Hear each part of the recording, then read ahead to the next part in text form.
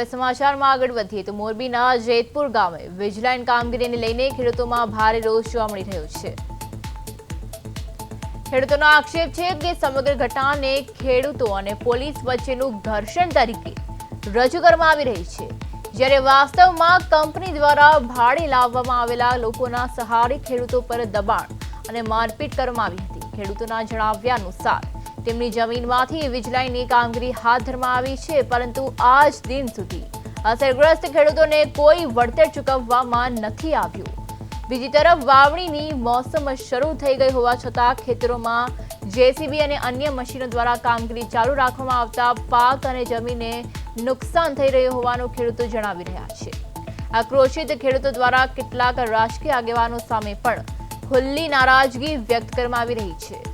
ખેડૂતોનું કહેવું છે કે આગેવાનો માત્ર નિવેદનો આપી જતા રહે છે, પરંતુ ખેડૂતોની સમસ્યાના કાયમી ઉકેલ માટે કોઈ અસરકારક પગલાં લેવામાં નથી આવતા। ખેડૂતોના જણાવ્યા મુજબ અનેક રજૂઆતો છતાં તેમની વાત સાંભળવામાં આવતી નથી અને જમીન તથા પાકને થયેલા નુકસાન અંગે યોગ્ય ન્યાય પણ નથી મળતો।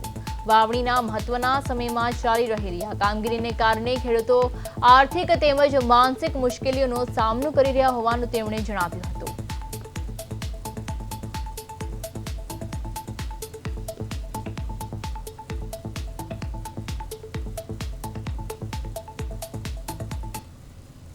આમાં આને ઘર્ષણ ન કહેવાય, મારવા જ આવે છે અને પૈસા લઈને આવે।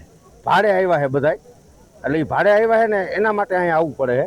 બાકી રોડ ઉપર કાલે અમે અમારા વિરોધ માટે, કારણ કે 1 રૂપિયો આપ્યો નથી હજી, અને લુખાગીરી જ કરે ચોખ્ખી। એ તકલીફ છે। હવે શું વાવું, કેવી રીતે વાવું, અને જે વાવી એના ઉપર આને સીધું જીસીબી ફેરવી દેવાનું, તો કરવાનું શું? હવે વાવું કે આને સીધું દઈ દેવું ખેતર? અમે તો એમ કઈ સીધી જમીન લઈ લ્યો અને જે કિંમત છે એ દઈ દઈએ, એટલે કામ પતે। નક્કી જ ન કરવું આપણે શું કરવું।